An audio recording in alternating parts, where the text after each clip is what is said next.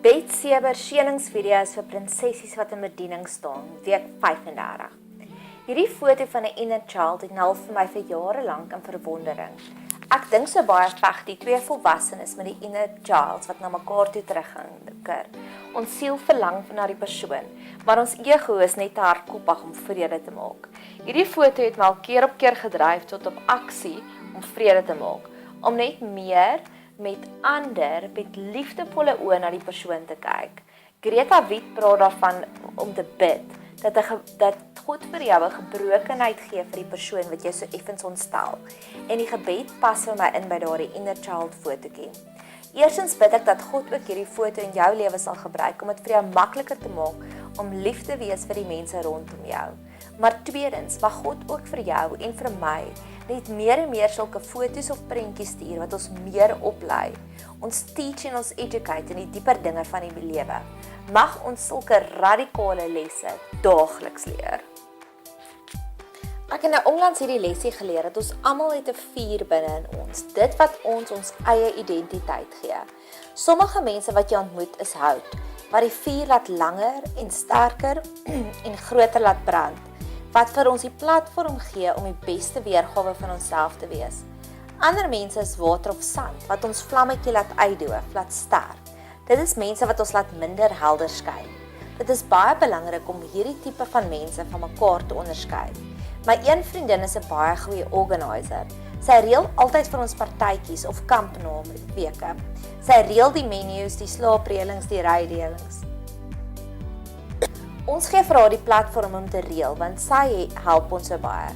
Sonder haar sal ons sosiale lewe maar vaal gewees het.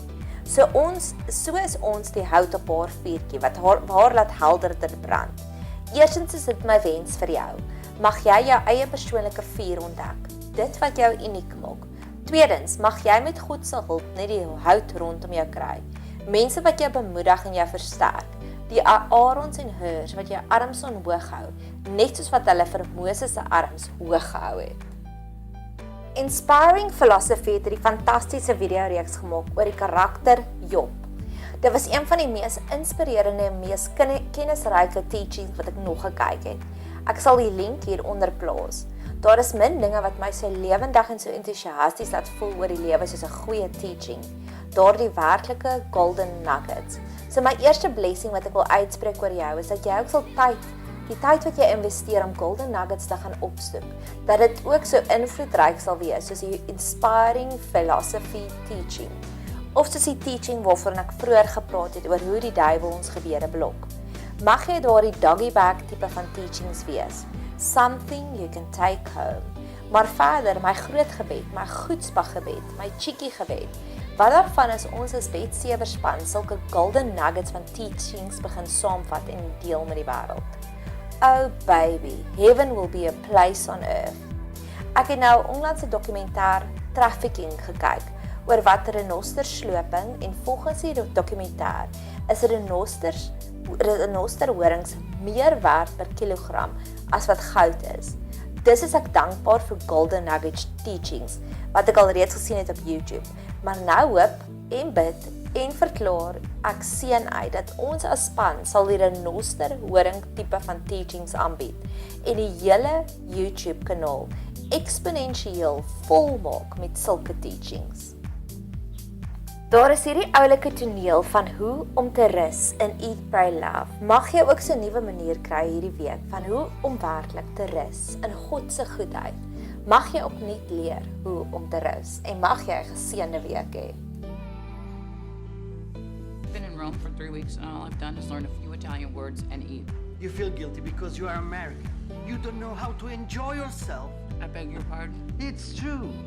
Americans know entertainment, but don't know pleasure. This is Luca Spaghetti, by the way, you know? Your name is Luca Spaghetti. Davvero, la mia famiglia si chiama così. We invented it. I'm serious. Listen to me. You want to know your problem? Americans, you work too hard. You get burned out. Then you come home and spend the whole weekend in your pajamas in front of the TV. That's not far off, actually. But you don't know pleasure. You have to be told you've earned it. You see a commercial that says, it's Miller time. And it says, That's right. Now I'm going to buy a six-pack and drink the whole thing and wake up the next morning and feel terrible. But an Italian doesn't need to be told. He walks by a sign that says, you deserve a break today. And he says, yeah, I know. That's why I'm planning on taking a break at noon to go over to your house and sleep with your wife. We call it dolce far niente. It means the sweetness of doing nothing.